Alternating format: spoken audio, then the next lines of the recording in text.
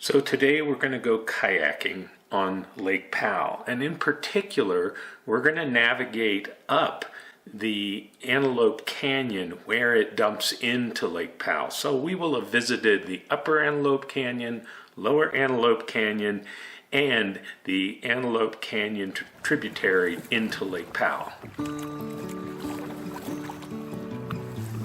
Here we are on Lake Powell. 360 right now, right here. 360 feet deep? Yep. Wow. Yeah, so still a ton of water, but not nearly as much as can be contained in the system. The fiance comes here pretty much once a year. People of that caliber, and it's interesting because they hire a captain to drive the houseboat out to wherever means, and then they fly in on a helicopter, land on it, so they don't have to deal with us, Lake Powell was created in 1963 with the completion of the Glen Canyon Dam, and it is fed by the Colorado River. The construction of the dam started in 1956 to act as a vital reservoir for the expanding western states. Lake Powell holds 24.5 million acre-feet of water. So an acre-foot of water is the equivalent to filling an American football field with 1 foot of water. It's a really beautiful tree, honestly. It's got like these kind of fuzzy, like blue olive colored leaves, and it smells really good when it's flowering. But it can have a taproot that can go like almost a mile long, and it just drinks all the water. So cameras can rush into the board too.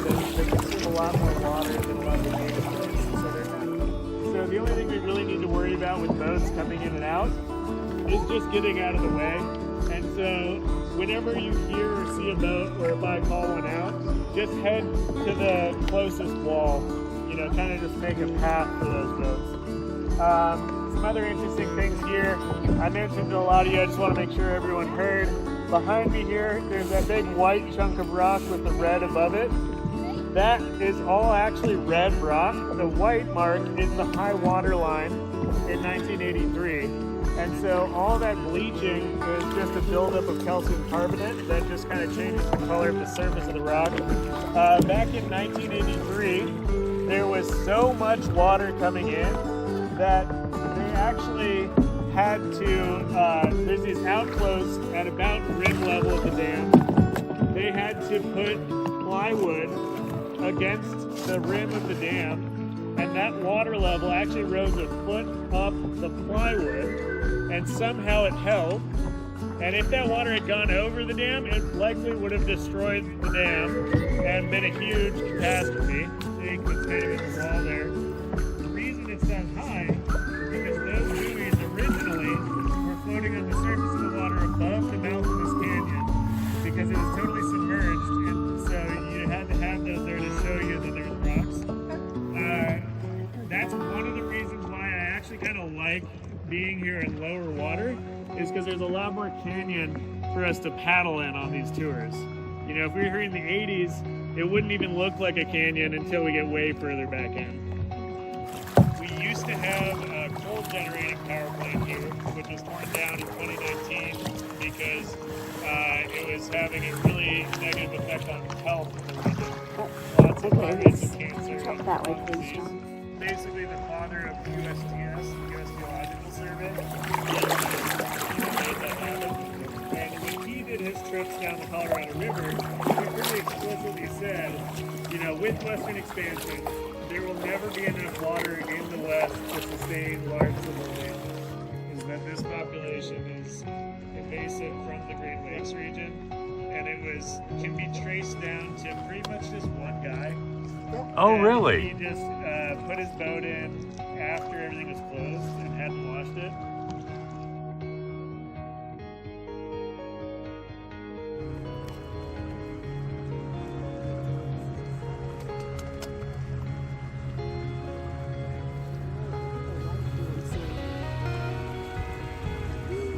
Sparkle Cave.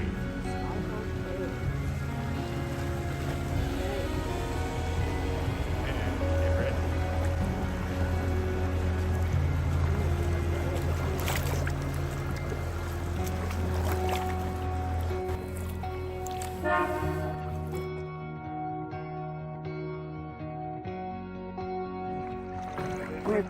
coming to a very narrow passage. We're on the Lake Powell. We have a canoe tour. This is Antelope Canyon. Yeah, okay. Yes. Antelope Canyon. It's very, very calm green water, and it's quite low compared to normal.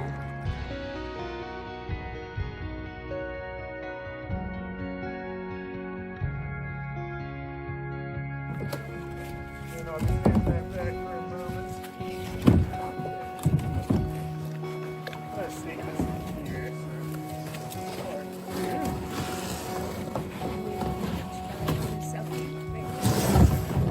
Sure.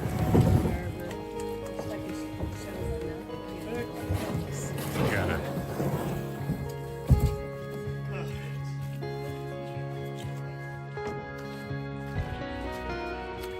yeah, life jackets and paddles, you can leave at the boats. And then I'm gonna go run and grab my water bottle, and I'll meet everyone right over there. It's like the storming of the Normandy beaches. Okay. Just when you thought we needed more up here on the beach, here comes a duck. And these like water seeds that form and like scour out these big pits. Yeah. Look at this line here. It's like a kind of line. Right, yeah, exactly. Yeah, it's very tastefully at hip level. Look at the sun on that rock. Yes.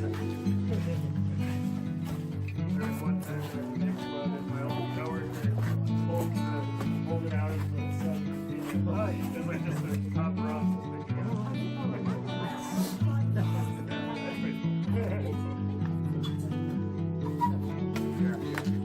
We get this one kind called the chunkwalla, which is about this big from length, and the body's about that fat. They get pretty big, and the tail is like thick, you know.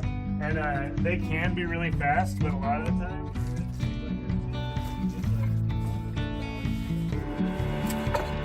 All right, way to go.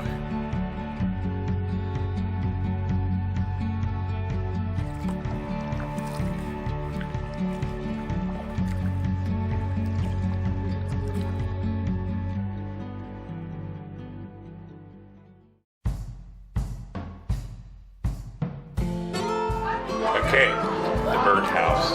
This is supposed to be the best restaurant in Page, Arizona. So we're gonna try it out. So Jayden, our guide today in our kayaking and hiking tour, told us about this place. So Jayden, this one's on you.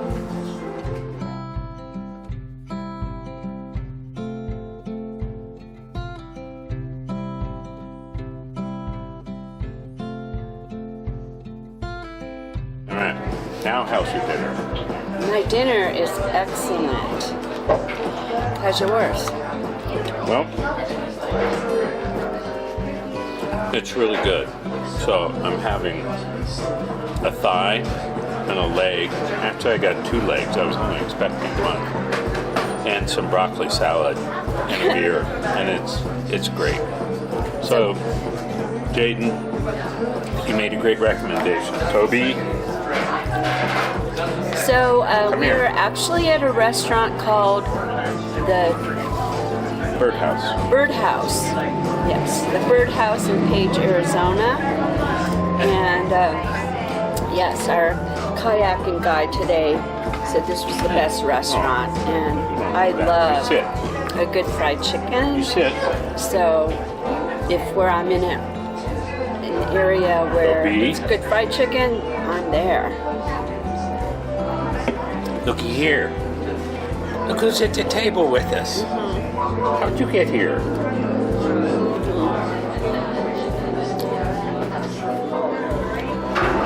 I guess I might as well get some coffee.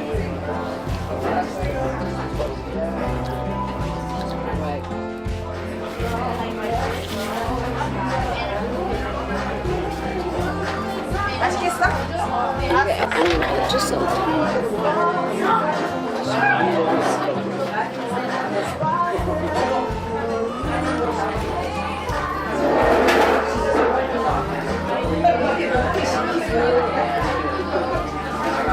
You like french fries, huh?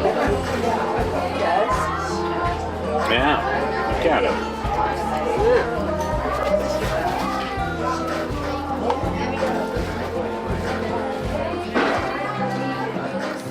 This is really good. Just remember, if you're in Page, Arizona, you want to have some fried chicken, the Birdhouse is a place to go.